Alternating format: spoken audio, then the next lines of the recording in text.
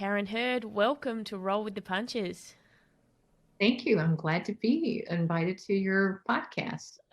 Look, I came across a couple of episodes that you were in with Luis Mojica.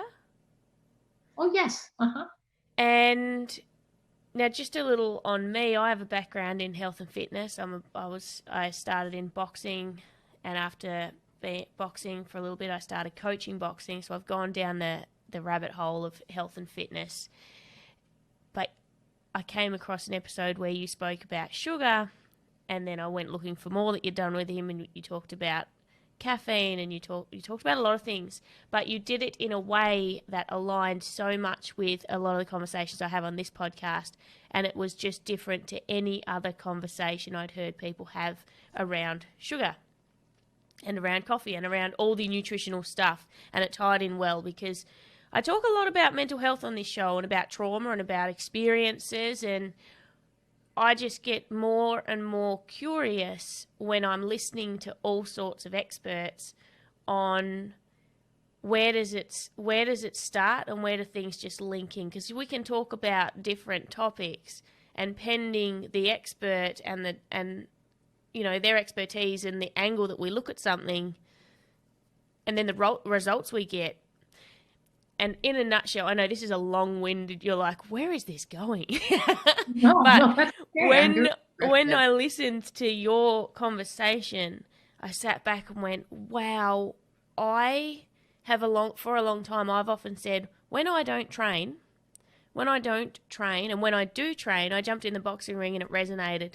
And I looked into why I resonated with that, and I've talked a lot about that and how that fight or flight environment was familiar to me. And after a couple of years of boxing, it brought up and uncovered some what I'd suppressed and kind of just packed away for many, many years, was childhood trauma. And so I kind of looked, I was like, oh, that's interesting. But when you spoke, I went, I've always said, when you don't train, it's really hard to keep your nutrition on track. Because as soon as I have a day where I can't train or don't train or I want to rest, I'm prone to go and eat sugar. I'm prone to go and load up on sugar and do the bad stuff. And then, so when I heard you talk about these three different topics, I was like, it almost feels like my nervous system just goes and finds a different way to seek out adrenaline, to seek out a fight or flight environment. So I guess I would love to kind of explore around that type of topic with you today, and see if I've even made the right assumption there. Oh, you're equating sugar with adrenaline spikes and adrenaline pushes, and it's most definitely associated with that. And so, I mean, we can deep dive into it and see, how that physiologically is happening. Yeah. If you want to do that, I'm just Yeah, I'd love to. I just want to, I want people to kind of be able to unpack what's happening when we make a choice, and where it lies between our behaviour, our cognitive behaviours, our neurochemical behaviours that are driving us to something, the choices we make, and then the repercussions it has, and kind of how that cycle all links together. all of it links together. Yes. Well, let's start with the adrenaline push first, and then I'm making a note to myself to come back to dopamine because that is all part of this too. But let's start with the adrenaline, and so you can understand what's happening when you eat something that is sweet. So whatever that sugar is, and it can be, a donut, it can be a piece of cake, it can be a cookie. That's what we call them in the United States. Are they called biscuits in Australia like they are? We call them cookies. We call them cookies. Okay, yes, all right. Yeah, so some different cultures call them biscuits and they're cookies, but our biscuits in the United States are not sweet at all. It's just a different type of bread. It's just a bread. All right. So anyway, when we eat something that is intensely sweet, sugar is something that is very rapidly absorbed into the bloodstream. It's different than like your fats or your proteins, or something we call complex carbohydrates like vegetables that have a lot of fiber that's attached to them. Those are very slowly absorbed into your bloodstream, but not with something that's sweet.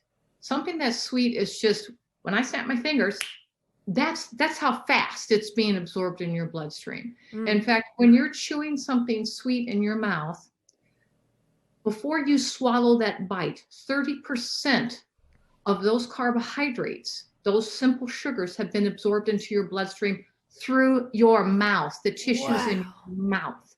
Is that And why? Is that why if you're an all or nothing type person, like I am with sugar, is that why when I go, I'm just gonna have 2 squares of Lindt? Is that why then I just immediately stand back up, go back to the block of chocolate, bring it back, and eat the whole lot?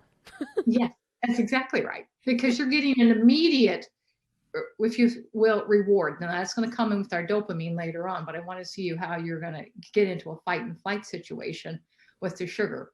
But so it is a rapid absorption, and it's because the sugars are simple saccharides. Saccharides are the chemical component of the structure of the molecule. And so it's just very easy for your body to break down. And so we absorb that 30% while you're still chewing this. And what are we talking, 1 or 2 seconds? I mean, it's very fast. And this is why diabetics that are in a low blood sugar crash, I mean, where they've overdosed on insulin, not intentionally, but it's very easy to do when you're diabetic and taking insulin by direct injection, that if you want to bring up your blood sugar quickly, you do something sweet. And and then it's not, in 10 minutes, your blood sugar comes back up, or in 5 minutes. No, it's instantaneously. Your blood sugar's going to come up because we have this rapid absorption of these simple saccharides. So the sugar goes into your bloodstream rapidly, and then when you swallow it, it goes down your esophagus, it goes into your stomach, and then you have the rest of the absorption takes place. It's just really quickly in your bloodstream. Okay, so how does this have anything to do with adrenaline? We think, well, sugar, it's going to give us this quick boost of energy. It does give you a quick boost of energy, but you'll find out that it leaves you lower than it finds you, because that energy is just for a moment, and then you want more energy, so you have to eat more sugar. So it's just this repetitive thing. So when your blood sugars spike, and they do spike when you eat sugar, that means they rapidly go up in a direct vertical line. Normally what's supposed to happen in the human body is that our blood sugars are supposed to gradually, when we eat a meal, they will gradually rise, and then they gradually fall off. Well, when you eat sugar, they do an immediate spike up, just a vertical jump. Well, we have in our body fail-safes to keep us from getting extremely ill. And one of those fail-safes is to prevent us from going into something called a diabetic coma. A diabetic coma is incurred when your blood sugars are very high. I mean, we're talking very high. We're talking 1,200. I mean, if that number means anything to anybody. Normally, let me give you a reference place. Normally, blood sugars are going to run between 70 and 120. 70 and 120 is very normal. So when you eat sugar, all of a sudden you're having a rapid rise. Now, you're not going to necessarily jump out of your 120 mark. That's we don't really want to go above 120 or max 130, but it's how quickly your sugars are rising. Because you see, your body has to come back with some type of response mechanism if your sugar is going up too quickly. Because if you eat sugar and your blood sugar is going up at many points per millisecond, then your body does a quick calculation and says, okay, we have about this many minutes, and literally it's going to be under 5 minutes before you're going to be dead of diabetic coma, because your blood sugar is going up so rapidly. Wow. And so you can't have your blood sugar go up that rapidly. Blood sugars fuel your brain. We always think about the different fuels that we have that facilitate different chemical reactions. And in your brain, the neurons are dependent upon blood glucose. Glucose is the same as sugar. And we just, in the bloodstream, we call it glucose. So the blood glucose is what's going to drive your brain activity. It's the fuel. Now, can we work on some other alternative fuels? Yes, but very much to the detriment of the human body. And that gets into a keto explanation. And that's another subject for another day. But anyway, so your blood sugars are going up rapidly. And because they're going so fast, you're going to go into a state of diabetic coma, which, by the way, is normally fatal. And that's because you have flooded your brain with too much fuel. It's like when you flood the engine in your car, or you have your lawnmower, and you prime it with, gasoline, and then you gave it too much gasoline and it doesn't start at all. It's because it's flooded and you have to wait for the gasoline to evaporate, and then eventually you can start it. Well, this is the same thing that happens with sugar in our brain. If we get too much, then our brain is flooded and it will shut down the brain. The brain stops working. If your brain stops working, that means death. Wow. Because the brain is sending signals to your heart to beat, sending signals to your liver to function, sending signals to your kidneys to function. Everything is coming from your brain. And all your organs can be perfectly healthy, but if your brain doesn't send signals for them to work, then they shall not work. So blood sugars are rapidly going up. Your body goes, we have a crisis situation.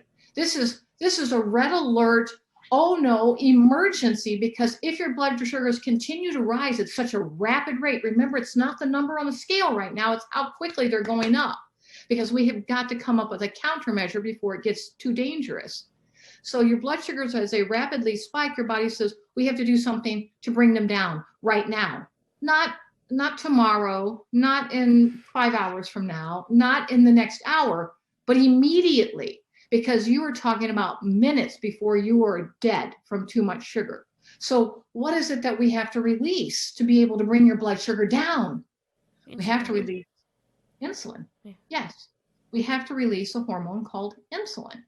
So we release these large amounts of insulin because your brain is controlling all of this, just sending the signals to a gland called your pituitary.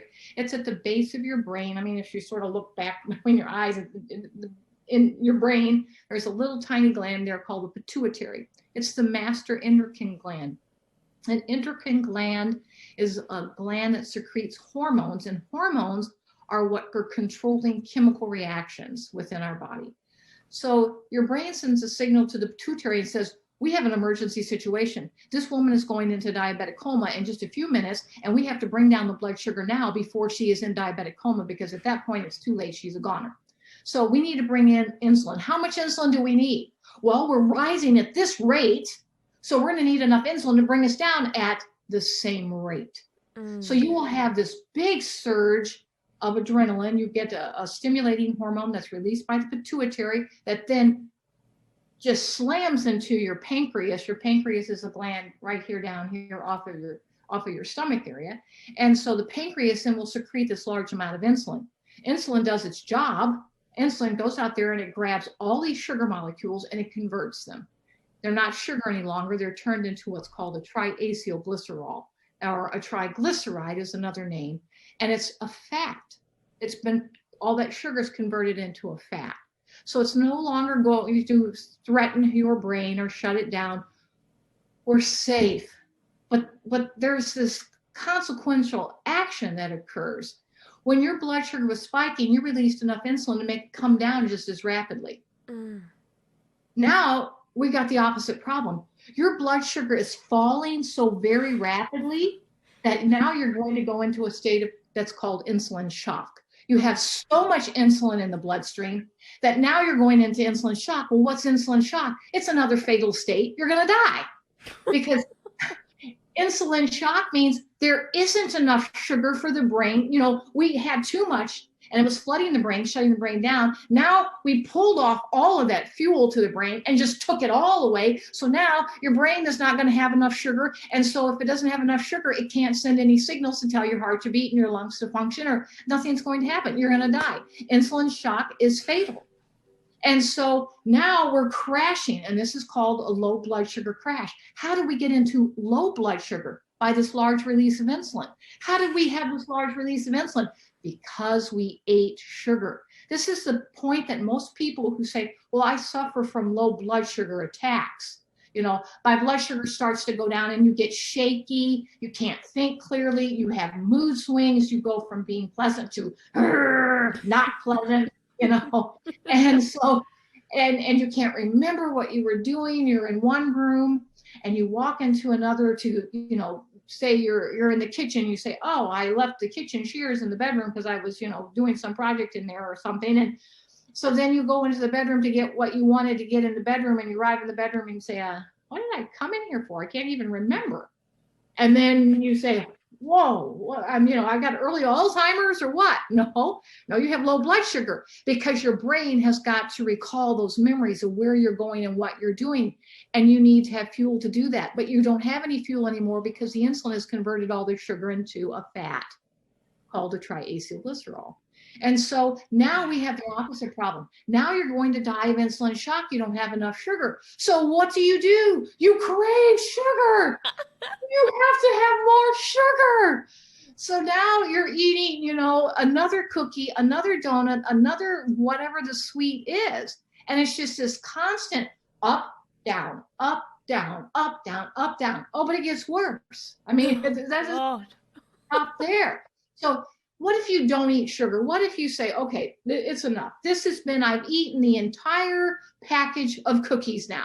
You know, I know that it's beyond, you know, there were, 90 cookies in that package and I ate all 90 of them, from just this up, down, up, down. And so I stopped. In fact, I feel like I'm going to throw up. I've eaten so many, cookies. So you don't. Well, you're crashing. Now you're crashing. You're still crashing. You were still going to die. You're going to go into insulin shock, but you're not having your little sugar input again. So what happens? Will you die? No, because we will kick in another fail-safe mechanism. And that is you will produce your own sugar. Your body can make sugar. It can make sugar and it makes it out of proteins. And so your body says, she's not eating any more cookies. And we're crashing again for the 7th or the 8th time in the past 2 hours, up and down, up and down. So your body will go through a process called gluconeogenesis. Glucose stands for sugar. Neo is new. Genesis is creation. We're going to create new sugars. Who does that? What organ in your body does that? It's your liver. And your liver will create sugars.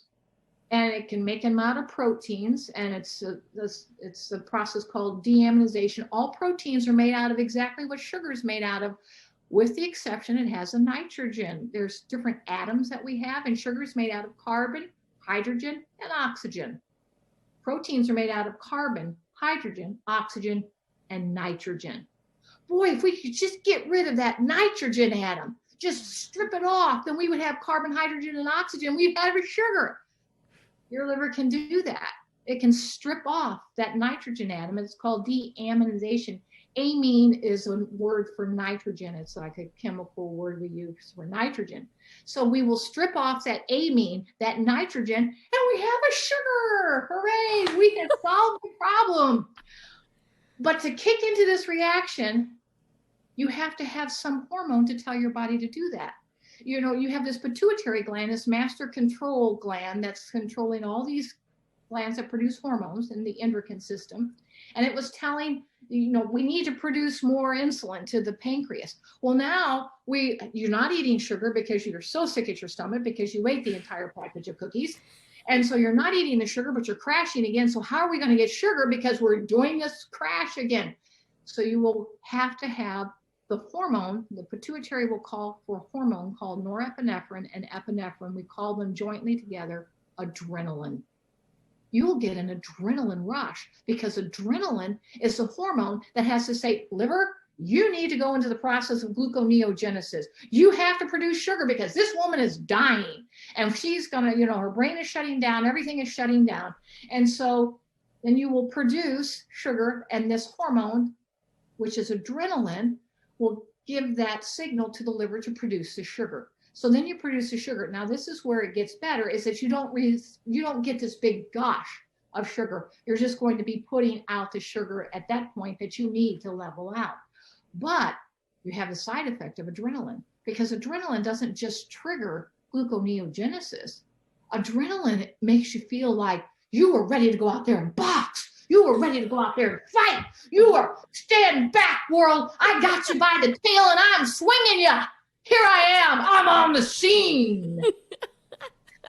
And so this adrenaline rush is this grand feeling of alertness, and your brain is ticking along and you could solve the world's problem in a second.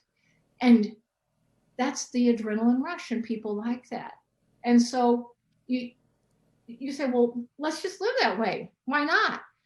It's because you have stressed out many, many organs along the way.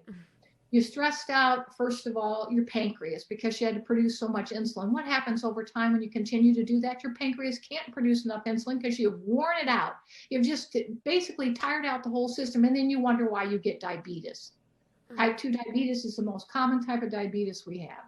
It's on the rampage. It's past epidemic proportions. So we just say, oh, well, you know, I get older, I get diabetes. And it happens in pregnancy because we're eating horrible in pregnancy too. And then we have gestational diabetes, you know, pregnancy diabetes. And so we get a worn out pancreas. And then we get a worn out adrenal system.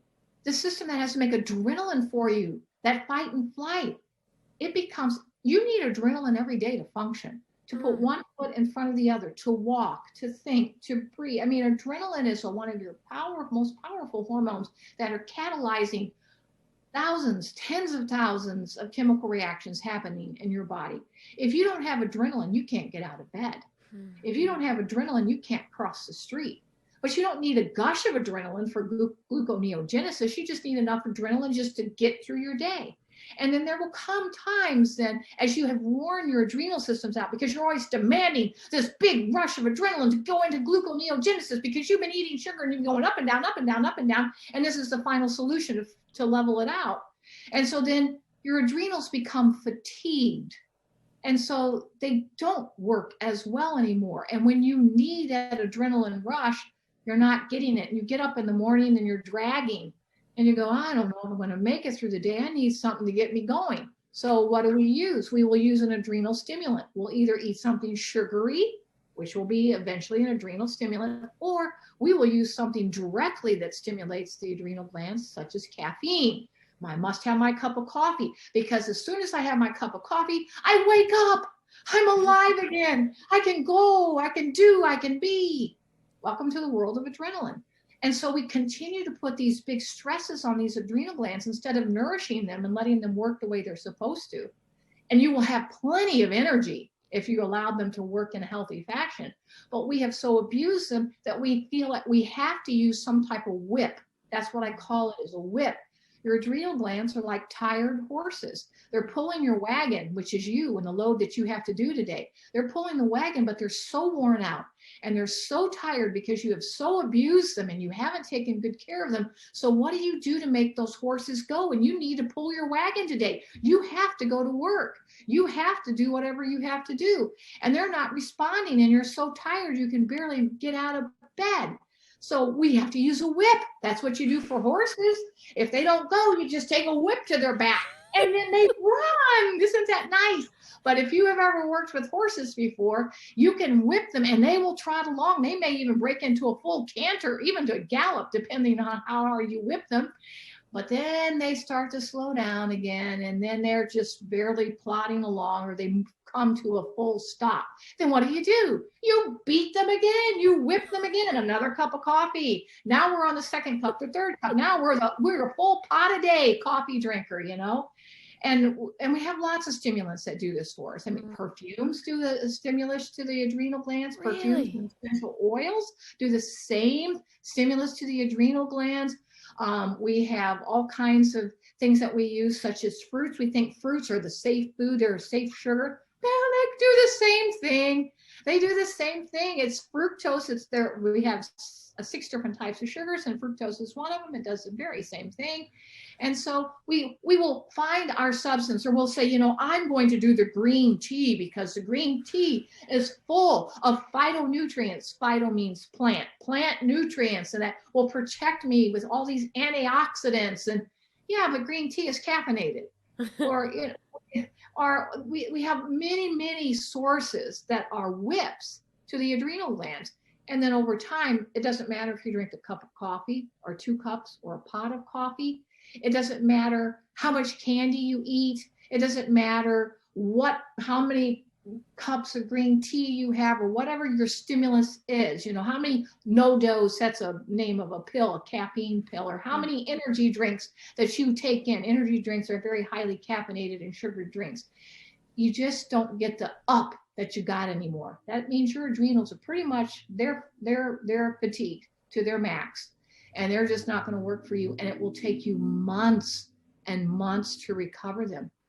because there's a certain cell life to every cell that we have. And the adrenal gland cell life is 3 months. So you're looking at a minimum of 3 months to try to recover your adrenal glands. And normally it's 18 to 24 months. So we get ourselves in these situations. And the older we get, the more we have abused these glands. And I haven't even got into mental health yet, because because this affects our mental health too, because your brain is dependent upon your sugar to be able to make the neurotransmitters necessary for you to think and for you to have correct feelings about, a situation, instead of getting all anxious about the room is full of people and I'm about to come undone because there's so many people in the room. It's like, or yeah, I'm having a panic attack, and so this is there. It's all very much tied. This is together. It's all intertwined. And, we can pick out certain parts as we need to, but the sugar is a major driving force of mental health problems. And people that with mental health problems pretty much depend upon their sugars and their caffeines to keep going. And they just lock themselves into this vicious downward spiral until they hit rock bottom. And then, then we're going to resort to medications, serotonin uptake, selective serotonin uptake, and reuptake inhibitors, or norepinephrine reuptake inhibitors. And we get into all the medications to try to put Band-Aids on a situation that is very entirely preventable and fixable. So that if you find yourself in this situation, do not think that you are in the darkest place that there ever is. There is always light. There is always a way out. So do not think that you have painted yourself into a corner and that you can't get out. You can always paint yourself a door or a window and you can get out. So I love it. I just want to comment on your energy, because I love how much energy you have when you clear. Obviously, I take it you are pretty much off sugar. You're not sitting here full of sugar or caffeine, but you're not had sugar in decades and decades and decades, not one bit. And your energy is enviable. I love it. You know what I want to comment on is when I was fighting a few years ago, I've got a good friend nutritionist. She's been on the show a couple of times, Alison, and I went to her. I was very lean, and I said, I want to increase my weight, but I want to do it the right way to get to a higher weight division, and I found that really difficult. So she said, write me a food diary. And I wrote a food diary, and I wrote it very specific to what I was eating, and I put it in front of her. And I was eating really well at the time. To my listeners, I just put my little inverted commas up then. And deep down, you know what you're doing when you do it. And when you write it on a diary, and she looked at it and she went, and she couldn't find, and I was like, erratic, yeah? And she's like, yeah. And although there was all these healthy choices, there were all of these bliss balls or good sugar choices, good, healthy, in inverted commas, choices of high sugar foods. And so my energy was peak, crash, peak, crash, peak, crash, peak, crash. And, that would happen throughout my day, my week, my year, my life, to all these varying degrees. And you could see it when you wrote it down. Talk to me a little bit about natural sugars. I mean, because one of my biggest gripes over the years is the whole, I'm going sugar free, and then you're dumping a cup of bloody rice malt syrup into some fucking bliss balls and eating it and telling everyone you're going sugar free. And I'm like, well, your body doesn't. Your body's going to have the same reaction to that, because mine does when I have yours does. Everybody's does, whether or not they recognize it or not, whether they can put their finger on or not. Yeah. It's still the intensity of it. So, I mean, whether it's, rice syrup, or whether it's, your apples or your oranges, or, your dates or your raisins or whatever it is, they're still high sugar sources. So that when you put the sugar in your bloodstream, it's doing exactly the same thing. And then we get say, well, then I will do all the artificial things. I will do, I'll do stevia. I will do, there's all kinds of different artificial sweeteners that they're out there on the market. But the problem is they're not working through this blood sugar, because they're not doing your blood sugar directly, because they are not this simple carbohydrate, but they are direct adrenal gland stimulants. They work the same way as caffeine, because people that are listening, just think about it. You're drinking some diet something that has used an artificial sweetener, and then it doesn't have caffeine in it. Let's take a non-caffeinated beverage that has an artificial sweetener. How is it that you get a lift from that? How is it that you get that push and that adrenaline? It's because it is a direct stimulus. I said there's many things that stimulate your adrenal glands besides, I mentioned perfumes, and there's essential oils, and there's the sugars, and there's the fruits, but there's also the artificial sweeteners too. Many things that are, anything that is foreign to the human body, you have to understand we're not supposed to have these type of substances in the bloodstream, and we have to clear them. So when they come into the bloodstream, then your liver does the majority of the clearing of anything. It does all the fat soluble waste, and the most of these sugars, artificial sugars that we're taking in, are fat soluble waste. And so your liver has to clear them. But if you're taking in a lot of them, we need to clear them more quickly because we don't want them in the bloodstream. So we will have to make the liver work faster, because see, things flow through your liver at just the rate that your blood is flowing. Your liver is a passive filter. And so if you want your blood to flow faster through your liver so you can clear out this artificial sweetener more rapidly, then you're going to have to raise how quickly your blood is flowing through the liver. So you have to raise the pressure, your blood pressure, to make it go through faster. And so then you will. And so how do you do that? You have to have a release of adrenaline to do that, because adrenaline causes vasoconstriction. There's a lot of stuff that adrenaline does. Not only does it give you that get up and go and that mind clarity and all of that, but it also causes all your blood vessels to get they're supposed to be open, and they get very, very narrow. They constrict. And they don't cut off your blood, but it's just like a garden hose. You could squeeze it and you can make the water pressure come out faster. If you, put your thumb over the end of the hose, and then you have cut off some of the space. And so it doesn't just go glub, glub, glub at your feet, the water, it shoots out with pressure. And so we do the same thing. And adrenaline is what's, helping us with the garden hose and putting pressure on there. And so then you can move your blood faster through your liver. We get rid of all these nasty toxins that you should not be using. It's the way we detox. And so we get all confused about this. And I needed you to understand why we love sweets. I mentioned dopamine before, and if it's okay, I'll go back to that. Yes. Okay. Yes. When we eat sugars, we cause a release of a hormone in our brain called dopamine. Dopamine gives us a sense of reward and pleasure, and it is a very addictive hormone. So as soon as you have that feeling of reward and pleasure, you want that feeling again. It is a very addictive hormone. And so people who say, well, just a little bit, a little moderation, wouldn't that be okay? Well, the problem is there are very few people who can say, I will stop here, just this one bite.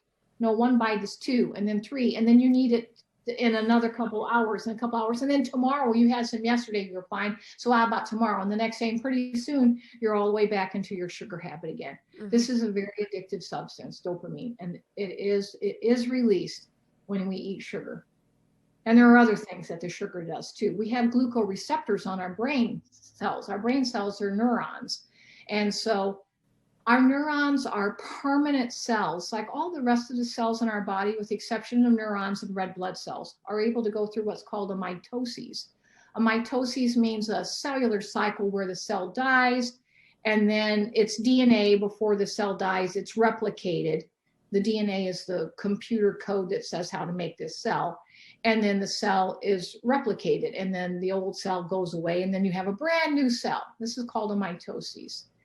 Well, brain cells neurons do not undergo a mitosis. Neither do red blood cells. They do not have a copy of your DNA. You can get a copy of your DNA from any place in your body, but you can't get it from a neuron, and you can't get it from a red blood cell. Any other tissue you have in your body has a complete copy. One cell has a complete copy of your entire genome. Your entire set is in one cell. And think of how many, it's just huge, billions of cells that we have. We're so miraculously made. But neurons don't have any DNA. So a neuron, when you were born with brain cells, you were born with the amount of brain cells you were born, and that is it. If you destroy a neuron, it is forever destroyed. It will not replicate itself before it dies. It's a goner. You have glucoreceptors on every single neuron, many, many glucoreceptors. glucose is sugar again. And a receptor is a site where the sugar will trigger a site on a neuron and create an action to happen in the neuron. And in a neuron, it's going to create what are called action potentials. Action potentials are little electrical messages that send signals to another neuron to send it to another neuron so that you can think and do and breathe and whatever we're doing. The more you overstimulate, the more you stimulate, so it's an overstimulation of the glucose receptors, you begin to cause a deterioration of that neuron. And in time, that neuron deteriorates to the point that it cannot function. And so if it doesn't function, you lose that neuron. You say, oh, well, I have billions. We do. We have a few billion neurons. Yes, but when you keep getting rid of more and more and they become dysfunctional, we have a direct link. Many studies are now showing the direct link between Alzheimer's disease and the lifelong consumption of sugar. Oh, we have destroyed. Terrifying me right now. Well, you're young. You're young, so you can turn this around. I mean, and we can stop the damage. But we have to recognize there's consequences for what we're doing, and so. Anyway, we want to be careful that sugar is not a healthy thing at all. Yeah. And you'll say, well, I have to have blood glucose to run my brain. You do, but you don't have to have spikes. So why aren't you eating your vegetables? Vegetables are carbohydrates. They're very complex. Your sugars will go up very, very gradually. They never go up in any spikes. It's just a gradual increase and then a gradual decrease. You can eat your beans. Beans are legumes like pinto beans, navy beans, kidney beans, black beans, and they will go, your blood sugars go up. They're carbohydrates. Beans are carbohydrates and carbohydrates are converted to sugars. They go up very gradually and it comes down very gradually. I mean, there's no spikes that are associated with these good foods. So it's just the ones that are, when you taste sweet, then that should be your warning bells going off in your head. It tastes sweet. The sweetest thing, if you want to compare where do we draw the line in sweet? Nothing sweeter than a carrot. Nothing sweeter than a carrot. Do you know what's interesting is how when I limit sugar a lot, and to be honest, aside from, so I'm the majority of my diet, I think, is really good. In fact, when I kind of, I guess, integrate with other types of people, I think it's phenomenal. I'm like, oh, do we eat like that? But there's this little, I've got this, this special exception for the sugar, and there's these behaviours around it, which I find really interesting to unpack. But, I can't even remember what I was starting to say then, but I'll say, looking at those behaviours and going, when I know that it's all or nothing, and behaviours are formed really quickly into habits around it. So it'll start with really, really dark chocolate, and I'm pretty good with that. I can have a couple of squares and be okay. But then it'll be the next time at the supermarket, I'll get a couple of blocks of that, which will last me a while, and I'll get a block of the dark Lindt with sea salt, which is a little bit lighter. It's got the sea salt in it. I throw salt in the equation. Salt and sugar together is like my nemesis. And I know when I'm buying it, I know that 100% of the time I'll eat that block in one sitting, yet I buy it anyway. And then the next day I buy it again. I remember driving, I used to work in a different suburb, and I used to drive to work, and once I'd turn down this particular corner, I'd go to a place we have, it's a bulk food place called The Source, and they have these bliss balls that are dates and all the good stuff and, very sweet. So I would stop and get one of those. Every single day I would be driving along this really long road called Punt Road, and I'd be getting to the corner of Commercial Road, and it's like, you're not stopping today. That's the only thing. I'd literally take a detour to get one of these bloody $4 bliss balls. And I would be at the corner going, don't do it. And then as the light would turn green, I'd flick my indicator on and I'd turn the corner, and it was like, are you possessed by the devil? Like, what is taking such control of your behaviours in that particular time? And it was like these environmental triggers get so strong. Yes. But I will go out of my way and tell a story on the way and allow myself to do that. Yes. Yes. Yeah. I mean, it takes a very strong will. What you're describing is a dopamine reaction. That is dopamine, and you are craving. I mean, you want this. I mean, it's a desperation. And so it takes a very, very strong will. I mean, you know, conscious, strong will to say no, because this is a physiological happening. Yeah. I want to back up and explain one thing to you, because you brought up the salt sugar connection. Do you know why you crave salt when you eat sugar or sweets? It's because salt stimulates your pancreas to produce the insulin. You have to have the salt, The thing I forgot that I said I'd forgotten was, I was going to say, when I'm not eating sugar, and especially times when I would be fighting, it's very easy for anyone that has a bigger goal like that to cut anything. I've got people that I know that want to lose 10 kilos and they're fighters, and when there's no fight, they can't shift any weight. If their coach tells them they got to fight at a particular weight, bam, they will lose it like that. It becomes very easy. Anyway, so when I would be fighting, often, you know, you don't drink, don't ever have a glass of red, don't ever have any sugar. It was just very good. How sweet a raw cashew can taste. All of a sudden, I was like, whoa, this cashew tastes like sugar. Yes. How is that? Yes. Yes. When you haven't eaten anything sweet for a while, things that you never thought were sweet are so intensely sweet. Yes. You know? Yes. It's insane. Talk to me a little bit about I'm kind of intrigued about your idea around intermittent fasting and good, bad. Is that good for the adrenals? It's not good at all, because the reason people do intermittent fasting is to get this adrenal rush. You think about it. If you're not getting any sugar, you're fasting, you know, for however many hours it is, you have to have a constant supply to your brain of blood glucose. If you were skipping a time period where you're not getting that, then you have to have gluconeogenesis happen. Otherwise, you will die. You will go into insulin shock. It's a comatose state, and it's fatal. And so you have to produce sugar. And that means you have to have an adrenaline release to do that. So the intermittent fasting is another whip to the adrenal system to get adrenaline with the excuse for making sugar, but we get that adrenaline. And that's why people feel better, because they're running. It's another way to run on adrenaline. Adrenaline is a fantastic feeling. And people should be encouraged. I mean, you mentioned me, and I have boundless energy, and I'm older than you are. I will be 64 in October, and I have incredible amounts of energy, and I leave 20-year-olds in the dust behind me. I can outperform, and outthink any of them.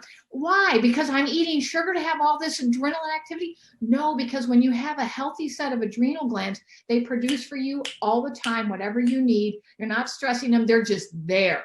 You are just on. You are ready. It's a wonderful feeling. You exist at this different plane. I always classify health into 3 different levels. First of all, you have this disease state. So you're sick. You have diabetes, you have cancer, you have something terribly wrong and you're sick. That's the bottom level, the disease state.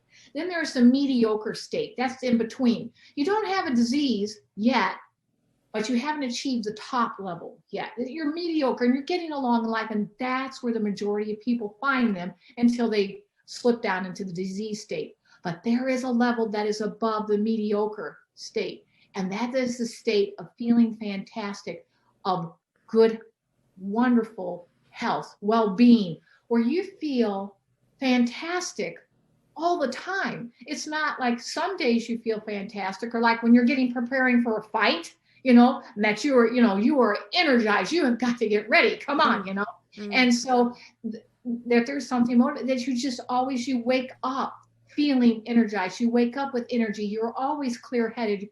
You do have to sleep. I mean, everybody has to sleep. We all get tired. But I mean, you get your required 8 hours of sleep, and you are ready to go, and you're always ready to go. You're always on. You're always right there. And that state of well-being is where we should all, at least that's where I want to be. That's where I am. And I am not willing to slip into the state of mediocrity and then eventually into the disease state. I'm going to stay up here at this level because that gives us this ability to accomplish much. You know, I think about it.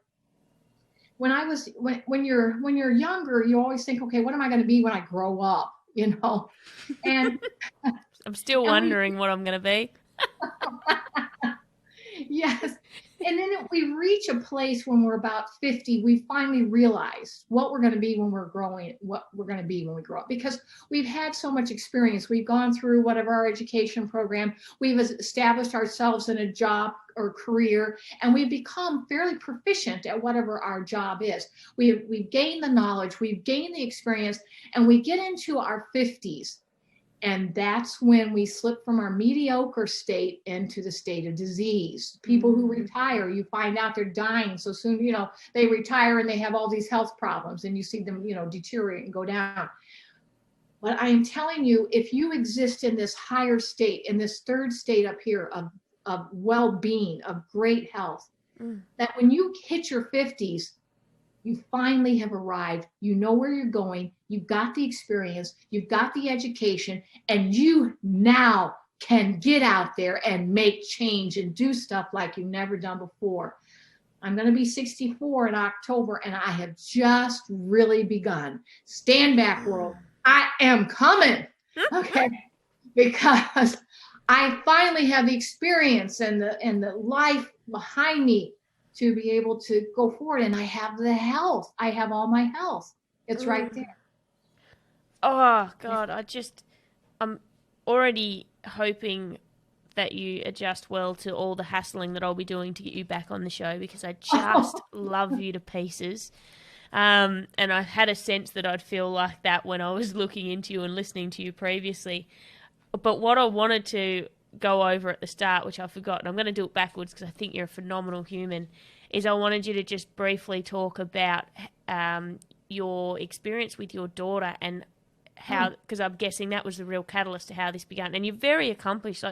I read that you were in the US Army for 4 years. Yes, I was in the United States Army for 4 years, military intelligence branch. Yes, you've done a lot. You're very well studied. But let's, I'd love to hear a little bit about that experience with your daughter. Yeah, and that is what put me into even looking at nutrition. And, you know, I was still in the stage of what am I going to be when I grow up, you know, or, you know, sure, I had at that point, you know, an undergrad degree, and then I'd been in the United States Army and done a lot of things there. But I had gotten out of the Army, and then my husband and I wanted to have children. When you're in the Army, it's not a really great time because then you have to and I was in a rapid deployment force, so that means you have to be in a place of conflict in 24 hours. And so if we had children, how do you find somebody quick? You know, I'm leaving in 2 hours, and yes, could you take care of my child for the next 6 months? You know, so we didn't want to have children until I was out of the Army. And so once I finished my tour of duty and ETS is what they call it, estimated time of service. But anyway, once I finished that, then we had children. And so my third child came along. Her name is Ruth. And Ruth was born, and my husband by then had also gotten out. We were both captains in the United States Army. And then he had also gotten out, and he decided that he wanted to go into the pastorate and become a clergyman. And so he had gone to seminary, and we were out of seminary then, and then we were his first pastorate.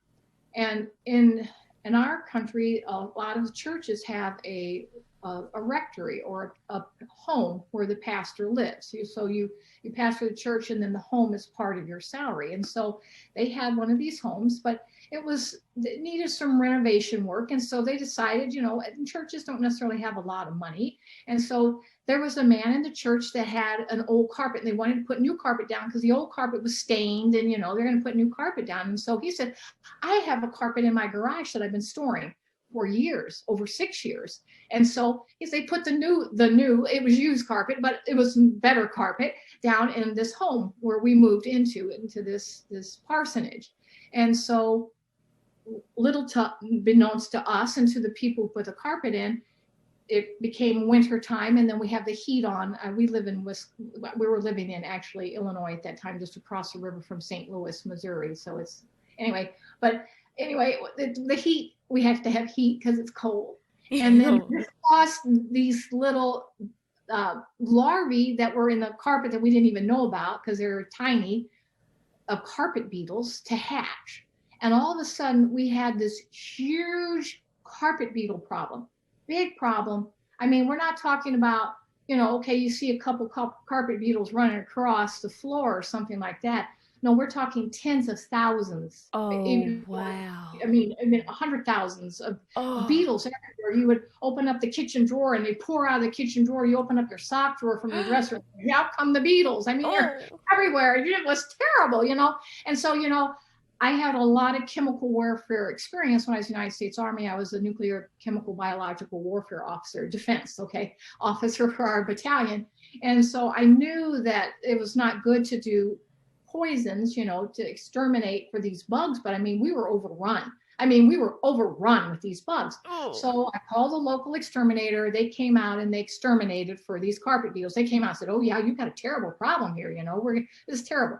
So as exterminators will tell you to do, you need to leave the house for so many hours, leave the windows open, the standard. And so they sprayed and killed all the carpet beetles. All those carpet beetles died. So we come back into the house and we're not there very long. And then we all feel sick, and what they were using was an odorless, it's called Dursban 2E, it's an organophosphate. And anyway, that's what they sprayed the bugs. It's a neurological agent.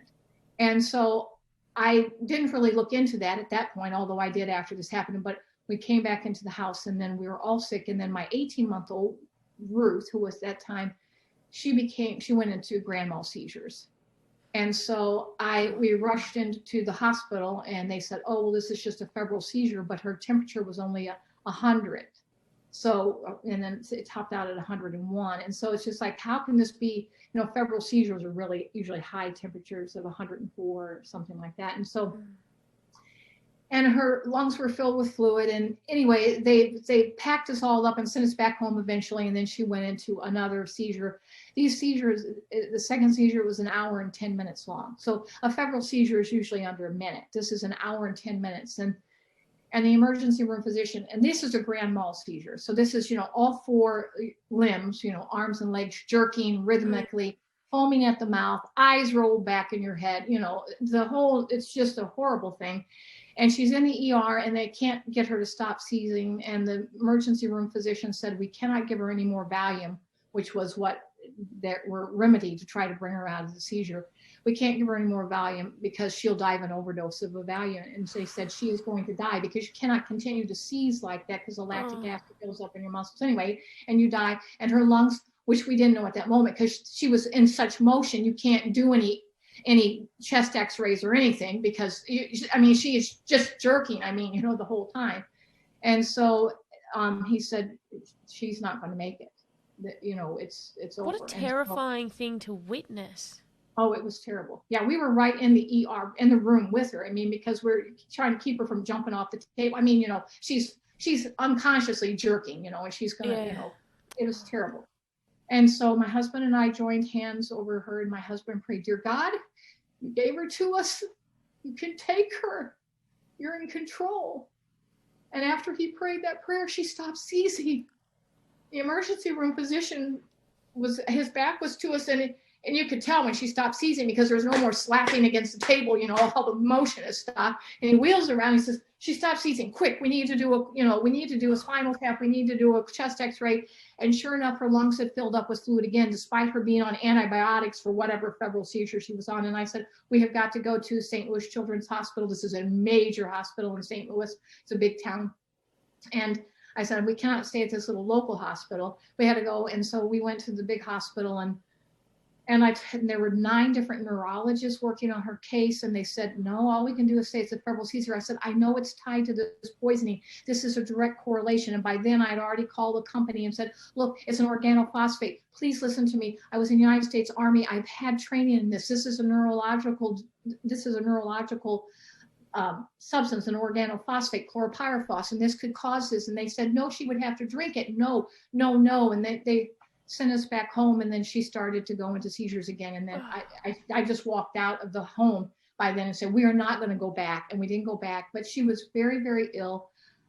We started to see specialists all over the place, and finally we got a hold of somebody in Corvallis, Washington, at the university there, Dr. Sheldon Wagner. And I had called all kinds of poison controls because everybody said, you're out of your mind. You don't know what you're talking about. This is a febrile seizure. And she's on phenobarbital, which are loading doses. And that's why I could tell she was going to go into a seizure again when we came back home from St. Louis Children's Hospital. But because she was on loading doses of phenobarbital, I knew that she wouldn't seize. It's an anti-seizure drug, phenobarbital. And that her lungs would just fill up with fluid, because that's how you eventually, you with this particular organophosphate, your lungs fill with fluid, and then you suffocate. You die. And so I said, I know what'll happen, because she'd already started with all the symptoms, the pinpoint pupils, the slight cough, the diarrhea. There's all these symptoms. I've trained my troops when I was in the United States Army. I mean, I trained them. The things you have to recognize if we were attacked by a nerve agent. And it all happening, but I thought, she's not going to seize, that, which would be the one, thing that would drive me out of the house. I will put her in the crib, and I will go back in an hour, and she will be dead. Her lungs will be full. I said, I am not going to do this. I am not going to do this. I don't care if 9 neurologists told me you were wrong. They specifically said these words to me: Mrs. Hurd, you are barking up the wrong tree. You do not know what you're talking about. This has nothing to do with this carpet beetle stuff. And this spray that they spray, this Dirtman 2E. And so I walked out of that house, and I took my other 2 children. They were sick. I was sick. I was also carrying a baby at that time. I'd already started to miscarry that baby. And we don't know for sure if it was a Dirtman 2E. We'll never know, but I know in my heart that it was.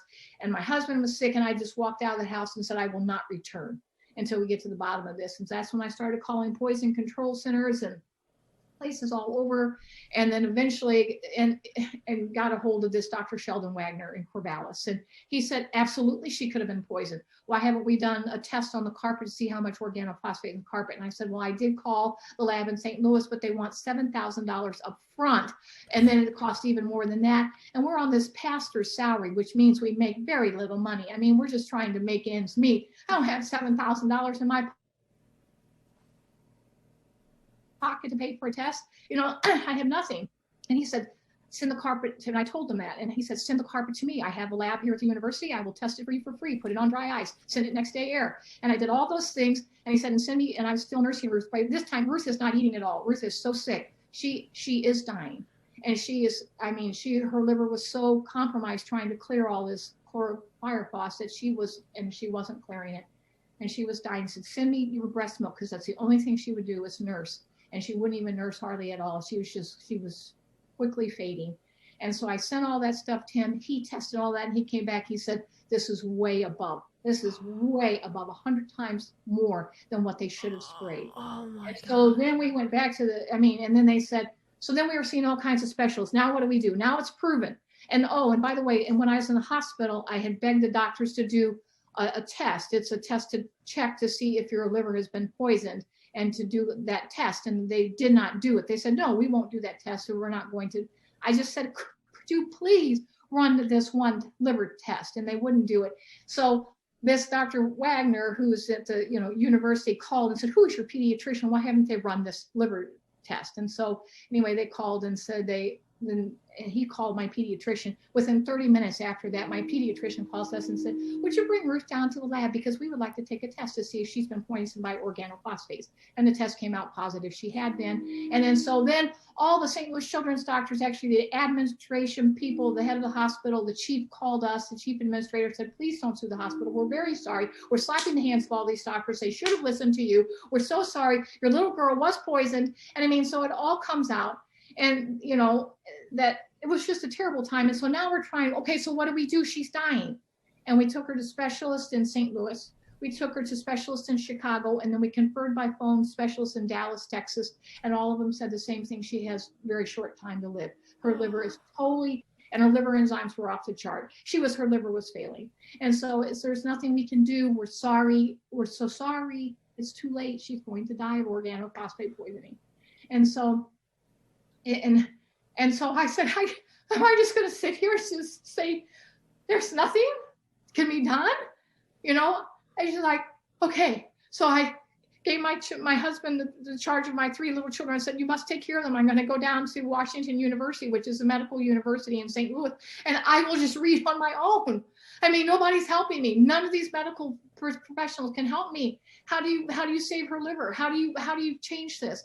And then I started reading, and I would spend the whole day in the library reading. And this is in the days of microfiche. Okay, we don't have all this digital stuff where you can just type it in. You know, I'm in microfiche, and I'm loading another little thing into the reader. You know, and reading an article on organophosphate poisoning, how to recover a liver. I came up with a program, and it involved soluble fiber, which we'll have to do on another episode because I know I'm running right against time here. And I knew that soluble fiber was the answer and all that I had learned there. So then I started to give that to Ruth, which she was not eating. She was almost totally unresponsive by this time.